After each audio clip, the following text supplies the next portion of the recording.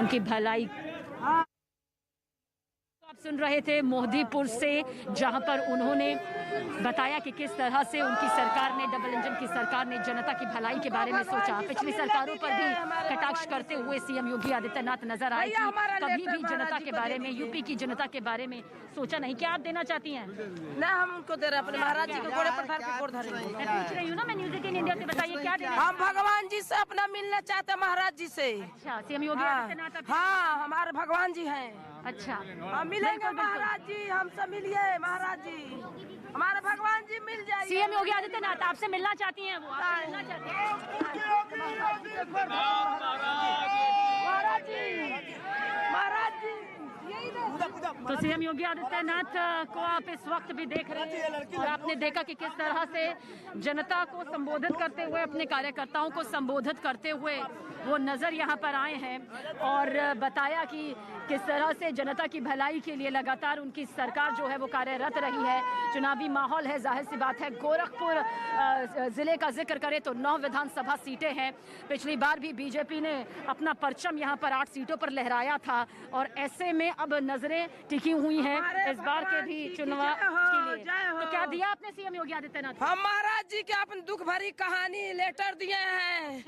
हाँ, हमारे महाराज जी हमारी बात सुने और फरियाद करे हमारी बात को। हम उनके सेविका हूँ। कब्जा किया जा रहा है, उसके विषय में हम लोग सर को लेटर दिए हैं। अच्छा, आप लोगों ने वो दिया है, ठीक है ठीक है। वो आपकी बात यहाँ पर सुन रहे थे तो हमने आवाज लगाई, उन्हें कहा सीएम साहब आप जरा सुनिए। तो फिर उन्होंने आपका वो लेटर लिया। क्या आपके उस लेटर में था?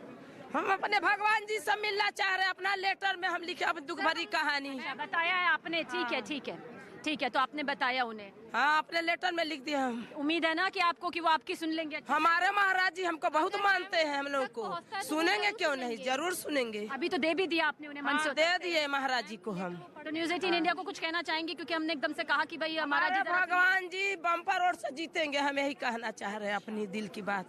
तो उम्मीद है कि यहाँ पर और इसी जीत की उम्मीद में देखिए ये सभी यहाँ पर मौजूद थे। कुछ अपनी बात यहाँ पर कहने आए थे, तो कुछ सुनने आए थे, उन्हें देखने आए थे, क्योंकि 7 चरणों में जो विधानसभा के चुनाव यहाँ पर होने वाली है। गोरखपुर सदर शहर सीट का अगर जिक्र करें, क्योंकि सीएम योगी आदित्यनाथ खुद ही यहाँ से अब नामांकन भर चुके हैं, ऐसे में पूरी तस्वीर सबसे ज्यादा खास इस लहजे से हो जाती है क्योंकि मोहदीपुर सिख गुरुद्वारा वो इससे पहले भी कई बार आ चुके हैं। यहाँ के विकास पर उन्होंने हमेशा से जोर दिया है, फोकस किया है। सिख समुदाय के बीच उनकी यहाँ पर अच्छी खासी पैठ मानी जाती है। यहाँ के लोग साफ तौर पर कहते हैं कि हमारे जहन में सीएम योगी आदित्यनाथ के लिए कोई सवाल नहीं है, क्योंकि उन्होंने हमेशा से हमारी सुनी है। महाराज जी का संबोधित यहाँ पर करते हैं सभी को।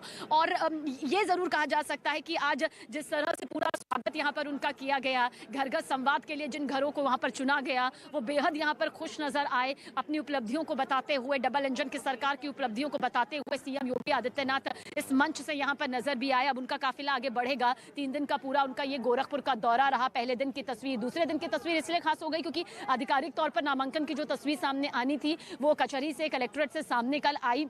और उसके बाद आज डोर टू डोर कैंपेन जो कि बीजेपी की तरफ से लगातार चलाया जा रहा है, उसी कड़ी को आगे बढ़ाते हुए यहाँ पर सीएम योगी आदित्यनाथ नजर भी आ रहे थे।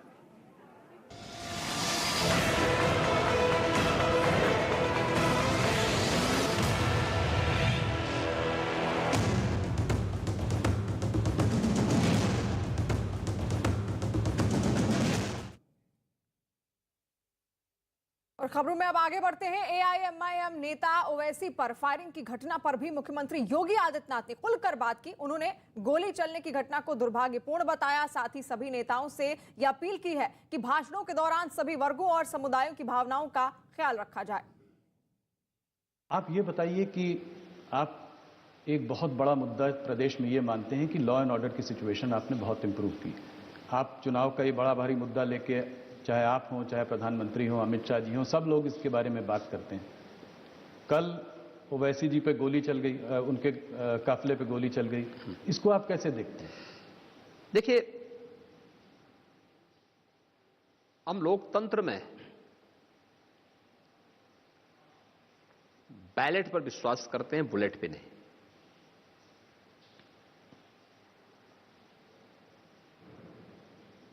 इस प्रकार की कोई भी घटना अस्वीकार्य है। मंच पे उनके अपने भाषण होंगे, हमारे अपने भाषण होंगे। हमारे मत वैचारिक मतभेद हो सकते हैं, लेकिन इस प्रकार की किसी को भी सुरक्षा के साथ खिलवाड़ करने की छूट नहीं दी जा सकती। एक दूसरा, मैं सभी दलों के नेताओं से भी इस बारे में अपील करूंगा कि मंच से भाषण देते समय इस बात को ध्यान में रखें कि हर वर्ग की भावनाओं का भी सम्मान होना चाहिए। हम वोट बैंक के लिए आस्था के साथ खिलवाड़ करने और जन भावनाओं को कुचलने का भी कुत्सित प्रयास कतई न करें, क्योंकि कहीं ना कहीं फिर उसकी रिएक्शन देखने को मिलते हैं और इन चीजों का हमेशा ध्यान रखना पड़ेगा हर एक व्यक्ति को। और न्यूज 18 को दिए इंटरव्यू में योगी आदित्यनाथ ने दावा किया कि इस चुनाव में भी 2017 और 2019 की तरह कोई गठबंधन नहीं टिकेगा। योगी जी, अगर जितने भी अभी तक सर्वे आए हैं, अगर आप सर्वे देखें तो भारतीय जनता पार्टी को 230 से 260 तक सीट बताई है। अलग अलग सर्वे ने अलग अलग वो दिया है। समाजवादी पार्टी की काफी बढ़ोतरी हुई है। पहले उनकी 40 प्लस कुछ सीटें थी, 43 सीटें थी, अब करीब 100 से ऊपर 150 की तरफ भी जाता हुआ दिखाई दे रहा है। क्या आप इस बात को मानते हैं कि ऐसा हो सकता है? आपको लगता है कि 2014 में भाई बहन की पार्टी को भी लोगों ने बहुत हाईलाइट किया था? क्या हुआ था? 2 सीट पाई ना यूपी में। उस समय की प्रदेश की सत्ताधारी दल के बड़े बड़े दावे थे। क्या हुआ था? 5 सीटों पर सिकुड़ गए थे ना। 5 भी एक ही परिवार के थे।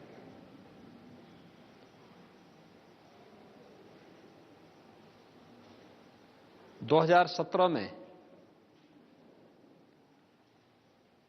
2 लड़कों की जोड़ी आई थी ना, जनता ने खारिज किया।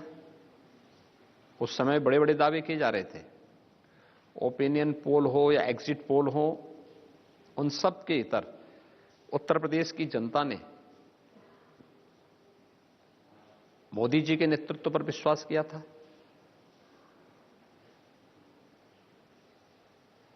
भारतीय जनता पार्टी को अपना समर्थन दिया था। 2019 में महागठबंधन बन गया था।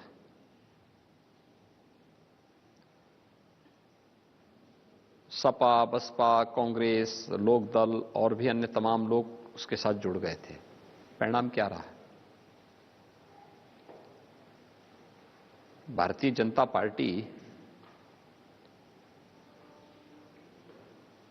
64 सीट पाकर के नंबर 1 पर थी। नंबर 2 पर जो थी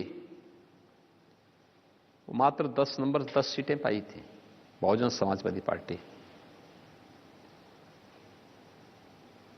समाजवादी पार्टी मात्र 5 सीटों पर सिमट गई और कांग्रेस 1 सीट पाई।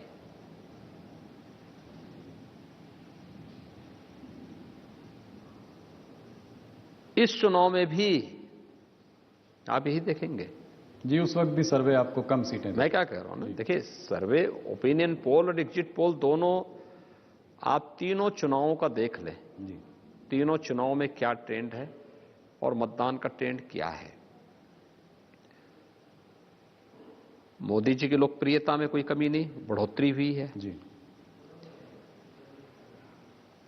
वैश्विक मंच पर भारत की प्रतिष्ठा बढ़ी है। आंतरिक और बाह्य सुरक्षा के मोर्चे पर भारत पहले की तुलना में 7 वर्ष पूर्व की तुलना में बहुत बेहतर स्थिति में है।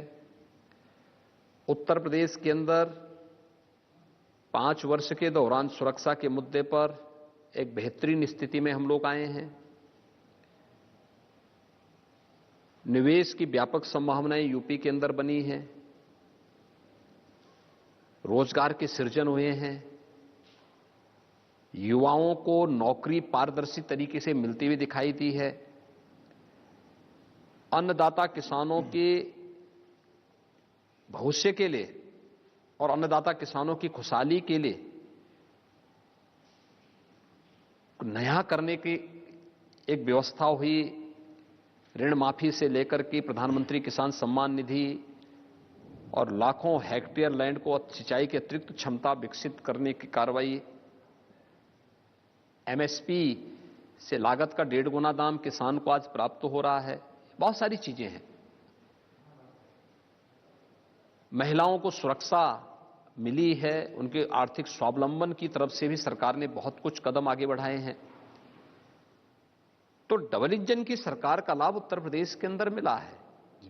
तो ये सभी चीजें जुड़ेंगी तो 300 का पार बीजेपी पाएगी। और आपने देखा होगा, आप पिछले 6 महीने के अंदर देखें, 6 महीने पहले सपा गठबंधन कहा था, 3 महीने पहले कहा था, और 1 महीने पहले कहा था, और आज कहां पे है। ये 4 अलग अलग सर्वे भी आप देखेंगे तो वो लगातार उनको डिक्लाइन की तरफ है। बीजेपी अप कर रही है, ये हर व्यक्ति जान रहा है। और प्रथम और द्वितीय चरण के टिकट वितरण के बाद जब प्रचार की कार्रवाई शुरू हुई, आज बहुत स्पष्ट स्थिति है कि बीजेपी 300 पार सीट पाएगी, इसमें कोई संदेह किसी को नहीं होना चाहिए। और मैं तो पहले इस चीज को बोल चुका हूं। देखिए, ये चुनाव अंततः 80-20 का होना है।